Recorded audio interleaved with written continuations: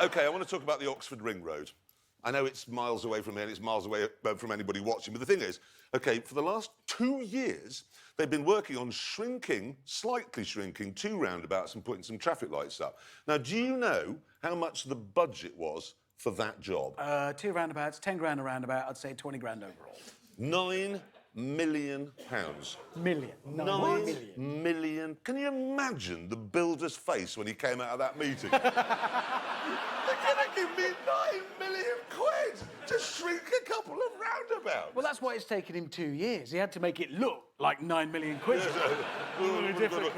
This is not a word of a lie. £9 million would buy you a 30,000 square foot house, OK, like this. That is a 9 million quid house to build. You can have that or 2 shaved roundabouts. Yes. For your 9 million quid. No, actually no, because, and this again is not a word of a lie, a few months ago, Builderman, and it must have been a bet, he went back to the council and he said, I need another £1 million quid. And they paid. And they paid! They paid! He probably shuffled in, I broke my spade. Another 1 million? Yes, of course, I have it.